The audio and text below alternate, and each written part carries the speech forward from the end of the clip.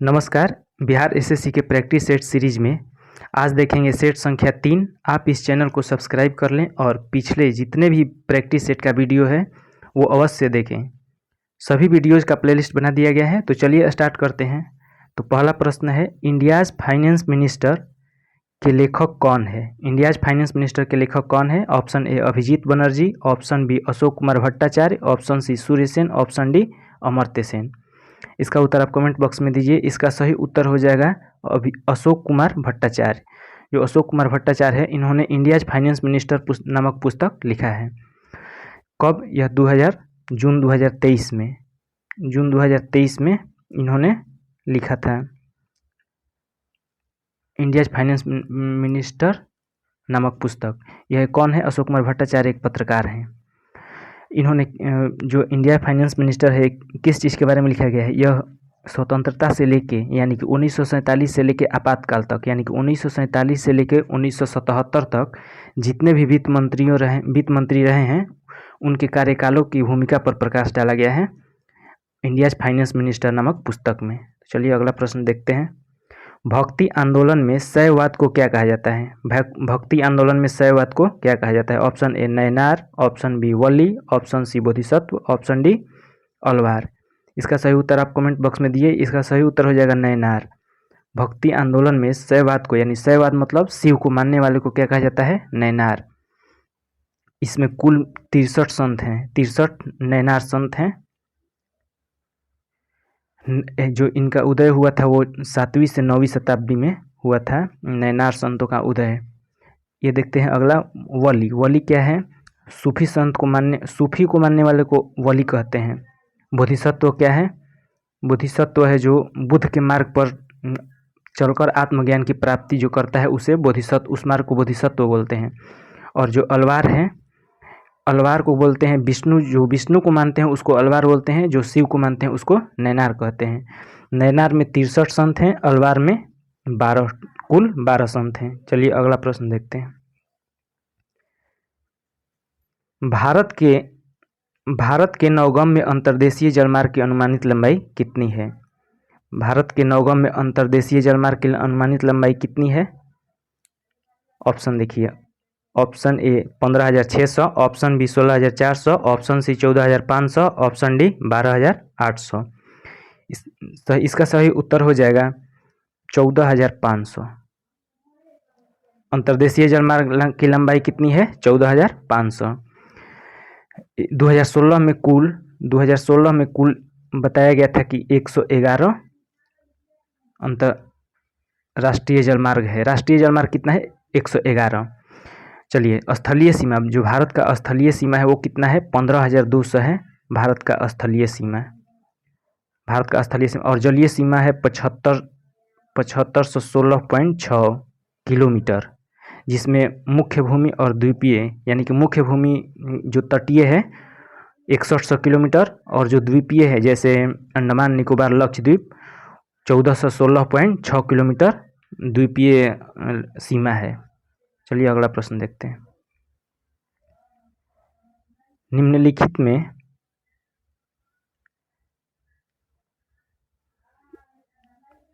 निम्नलिखित में कौन अफगानिस्तान की आधिकारिक भाषा है? यानी कि अफगानिस्तान की आधिकारिक भाषा कौन है? ऑप्शन ए दारी, ऑप्शन बी अफगानी, सी हिंदी, डी उर्दू।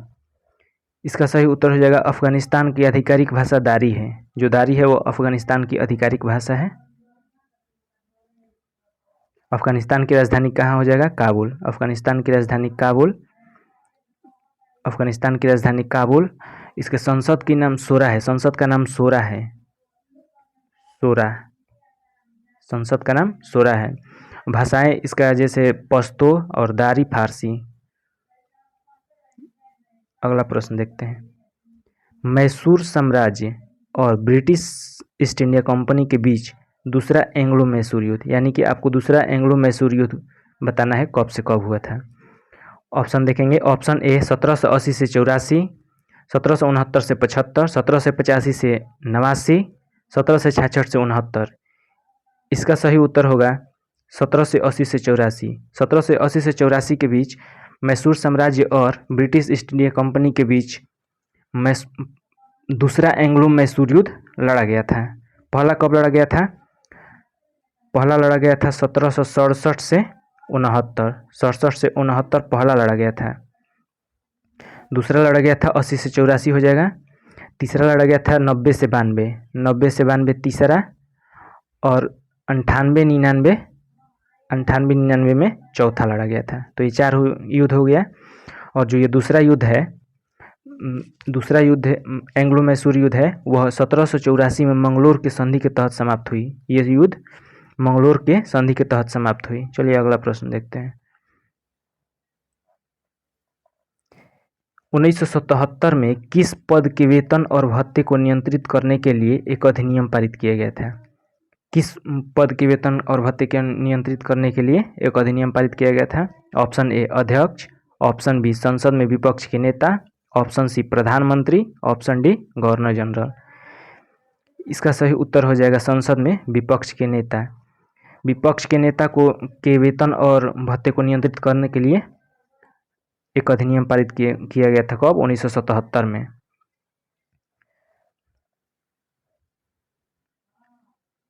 अगला प्रश्न है, किस वर्ष में सविनय अवज्ञा आंदोलन पूरी तरह समाप्त हो गया था? Option A 1917, option B 1934, option C 1923, option D 1943। तो आप इसका जवाब कमेंट बॉक्स में दीजिए। किस वर्ष में सविनय अवज्ञा आंदोलन पूरी तरह से समाप्त हो गया था?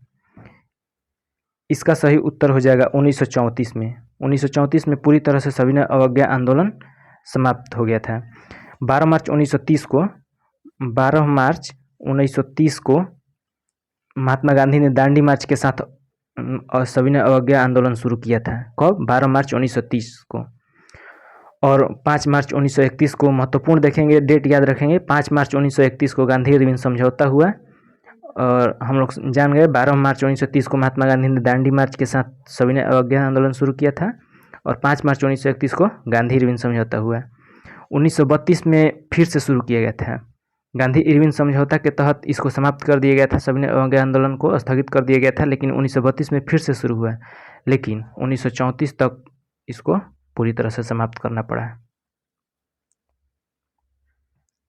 8वां प्रश्न है, किस पंचवर्षीय योजना ने सामाजिक न्याय और समानता के साथ विकास पर बल दिया? किस पंचवर्षीय योजना ने सामाजिक न्याय और समानता के साथ विकास पर बल दिया? ऑप्शन ए 8वीं, ऑप्शन बी 9वीं, ऑप्शन सी 10वीं, ऑप्शन डी 11वीं। इसका उत्तर दीजिए आप लोग। इसका सही उत्तर हो जाएगा 9वीं। 9वीं पंचवर्षीय योजना में सामाजिक न्याय और समानता के साथ विकास पर बल दिया गया था।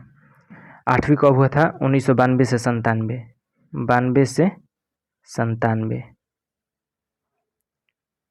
8वीं हुआ था। 10वीं कब हुआ था? 2002 से 7। 9वां में कृषि विकास को महत्व मिला। और 10वां कब हुआ? 2002 से 2007। 11वां 2007 से 12। और जो 9वां है वह 1997 से 2002।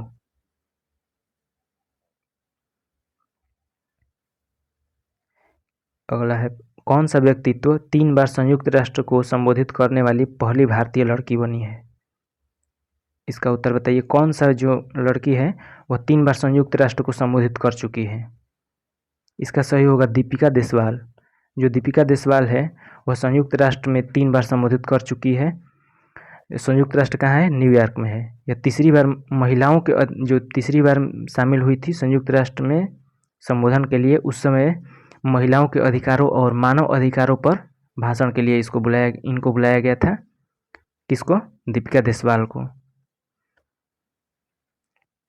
इनको कोविड-19 के दौरान इन्हें सार्वजनिक सेवा के लिए गिनीज वर्ल्ड रिकॉर्ड में नाम दर्ज किया गया।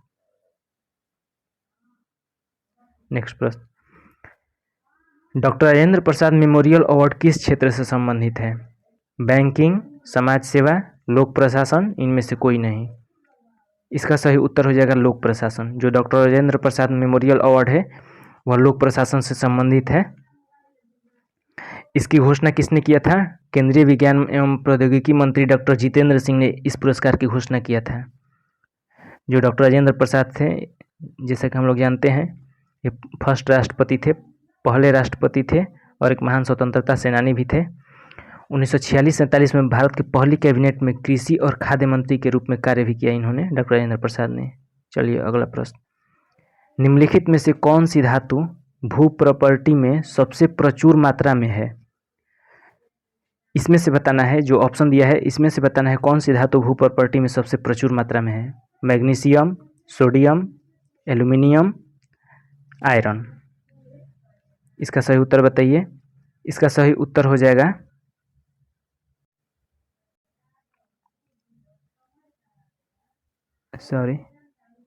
एल्यूमिनियम। भू प्रॉपर्टी में सबसे प्रचुर मात्रा में एल्यूमिनियम है इस ऑप्शन में से। ऑक्सीजन पाया जाता है 46 पॉइंट, सबसे ज़्यादा ऑक्सीजन पाया जाता है 46.6%। सिलिकॉन दूसरे नंबर पे है, सिलिकॉन 27.77% सिलिकॉन पाया जाता है। तीसरे नंबर पे एल्यूमिनियम है, लेकिन इस ऑप्शन में एल्यूमिनियम है तो भू प्रॉपर्टी में सबसे प्रचुर मात्रा में एल्यूमिनियम हो जाएगा। एल्यूमिनियम का क्रमांक संख्या होता है 13। अगला प्रश्न है, बिहार की पारंपरिक रॉड कठपुतली को किसके रूप में जाना जाता है? बिहार की पारंपरिक रॉड कठपुतली को किसके रूप में जाना जाता है?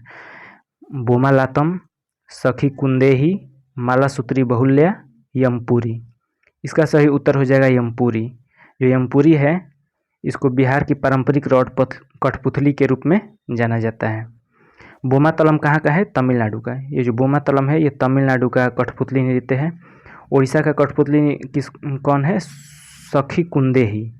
और महाराष्ट्र की मालासूत्री बहुल्या। अगला देखते हैं,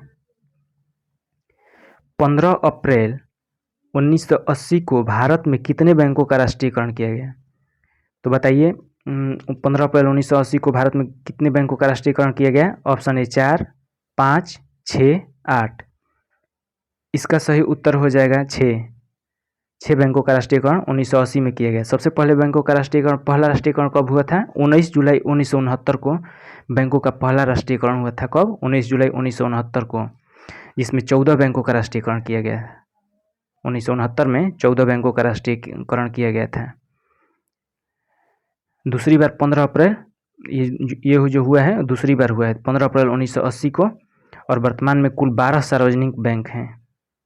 चलिए अगला प्रश्न देखते हैं, 1920 में मूकनायक अखबार किसने शुरू किया था? 1920 में मूकनायक अखबार किसने शुरू किया था? दादा भाई नौरोजी, ज्योतिबा फुल्ले, B.R. अम्बेडकर, महादेव गोविंद रानाडे। इसका सही उत्तर हो जाएगा B.R. अम्बेडकर। जो B.R. अम्बेडकर हैं उन्होंने 1920 में मूकनायक अखबार नामक अखबार शुरू किया था। जो दादा भाई नौरोजी है इन्होंने कौन सा शुरू किया था? जो दादा भाई नौरोजी हैं इन्होंने रस्तगुप्तार नामक अखबार की शुरुआत किया था। ज्योतिबा फुले सत्यशोधक समाज की स्थापना किया था ज्योतिबा फुले ने। और B.R. अम्बेडकर ने तो मूकनायक 1920 में किया था। इनको भारतीय संविधान का जनक माना जाता है। प्रारूप समिति का अध्यक्ष भी कौन थे? B.R. अम्बेडकर। इन्हें 1990 में B.R. अम्बेडकर को 1990 में भारत रत्न प्राप्त हुआ था, मरणोपरांत प्राप्त हुआ था 1990 में। अगला प्रश्न देखते हैं, बेहदीन खलम किस राज्य में, यानी कि किस राज्य का पारंपरिक नृत्य है बेहदीन खलम? छत्तीसगढ़, तमिलनाडु, गुजरात, मेघालय। इसका उत्तर दीजिए आप लोग। बेहदीन खलम किस राज्य का पारंपरिक नृत्य त्यौहार है? इसका सही उत्तर हो जाएगा मेघालय। जो बेहदीन खलम है यह मेघालय का पारंपरिक नृत्य त्यौहार है।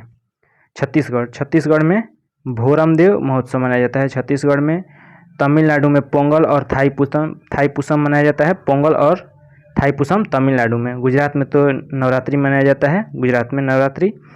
जो मेघालय में बेहदीन खलम है यह बुआई के बाद जुलाई में प्रतिवर्ष मनाया जाता है। कब? जुलाई में।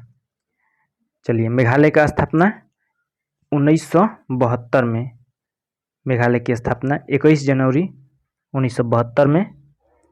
राजधानी शिलोंग है। मुख्यमंत्री कॉनराड संगमा है।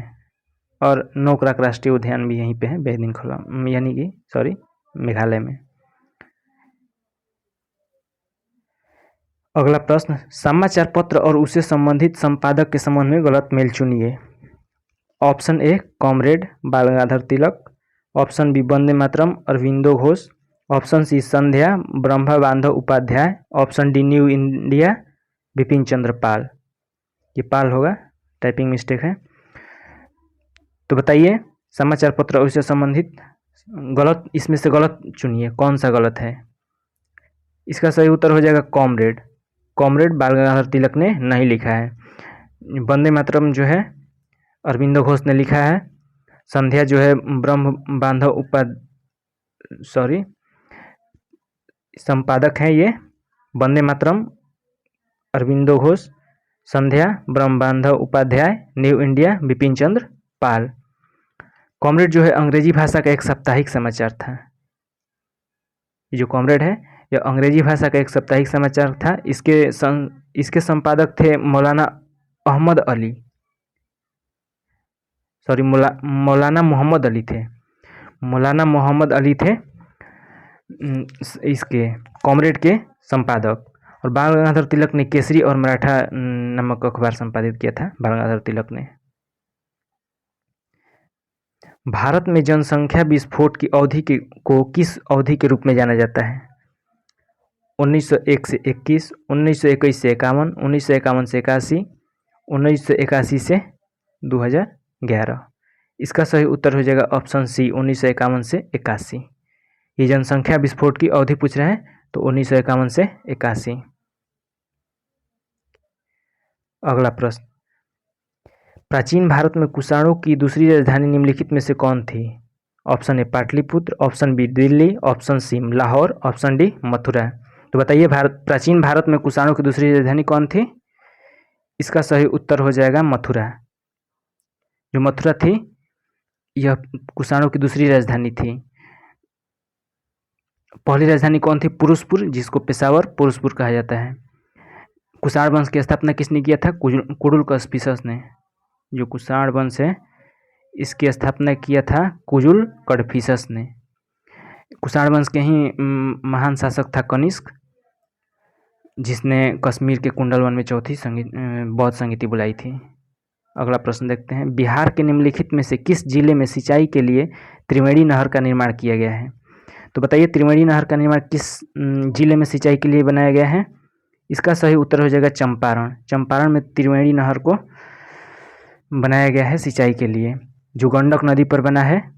गंडक नदी कहाँ से निकलती है, नेपाल के मस्टैंग जिले से और नुबिन हिमाल ग्लेशियर से निकलती है। कौन, गंडक नदी। अगला प्रश्न, बिहार से बहने वाली किस नदी का उद्गम झारखंड के पलामू जिले से है। बिहार से बहने वाली किस नदी का उद्गम झारखंड के पलामू जिले से है। Option A Son, option B Punpun, option C Kiul, option D Chandan. तो बताइए किस नदी का उद्गम झारखंड के पलामू जिले से है। इसका सही उत्तर हो जाएगा पुनपुन। जो पुनपुन है वह झारखंड के पलामू जिले से निकलती है। किउल जो है वह गिरिडीह जिले से निकलती है। जो किउल नदी है यह गिरिडीह जिले से निकलती है, सोन अमरकंटक के पास से निकलती है। और जो पुनपुन है यह फतुहा में गंगा नदी से मिलती है। फतुहा में गंगा नदी से मिलती है। और जो चंदन नदी है यह भागलपुर जिला से निकलती है। अगला प्रश्न, लाइसोसोम किस कोशिकांग से बनता है। लाइसोसोम किस कोशिकांग से बनता है। इसका सही उत्तर हो जाएगा गोल्जी बॉडी। गोल्जी का है जिसको कहते हैं, गोल्जी बॉडी से बनता है, जिसको लाइसोसोम को आत्मघाती थैली भी कहा जाता है। अगला प्रश्न देखते हैं, सार्वत्रिक गुरुत्वीय नियतांक जी के मान का प्रयोगात्मक रूप से निर्धारण करने वाला पहला व्यक्ति कौन था। Option A Henry Cavendish, Johannes Kepler, Isaac Newton, Laurent Friedel. इसका सही उत्तर हो जाएगा हेनरी कैवेंडिश। जो हेनरी कैवेंडिश है यह जी का मान दिया था। हेनरी कैवेंडिश ने ही हाइड्रोजन का भी खोज किया था। यह जोहान्स केपलर है, ग्रहों की गति का नियम कौन दिया था, जोहान्स केपलर। गति का नियम आइजक न्यूटन और गुरुत्वाकर्षण का नियम आइजक न्यूटन। क्वांटम गुरुत्वीय सिद्धांत किसने दिया था, लॉरेंट फ्रेडल ने। चलिए अगला प्रश्न, किस ग्रह को शीत ग्रह के रूप में भी जाना जाता है? किस ग्रह को शीत ग्रह के रूप में भी जाना जाता है? बृहस्पति ग्रह, मंगल ग्रह, शनि ग्रह, शुक्र ग्रह। इसका सही उत्तर हो जाएगा बृहस्पति ग्रह। बृहस्पति ग्रह को शीत ग्रह के रूप में भी जाना जाता है क्योंकि इसका औसत तापमान बहुत कम होता है। ये जो मंगल ग्रह है, मंगल ग्रह का उपग्रह कौन है? फोबोस और डिमोस। अगला प्रश्न, विश्व का मानचित्र बनाने वाला प्रथम भूगोलवेत्ता कौन था?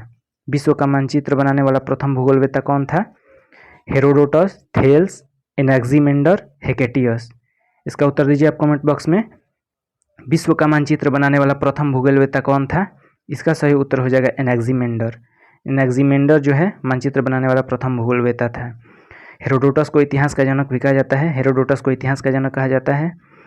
थेल्स ज्यामितीय या गणितीय जनक किसको कहा जाता है? थेल्स को। हेकेटियस को भूगोल का जनक कहा जाता है। चलिए अगला देखते हैं और लास्ट प्रश्न है, किस चीनी शासक ने the great wall of China का निर्माण किया? किस शासक ने the great wall of China का निर्माण किया? किन शी हुआंग, वांग हुत्सो, पान चाओ, इनमें से कोई नहीं।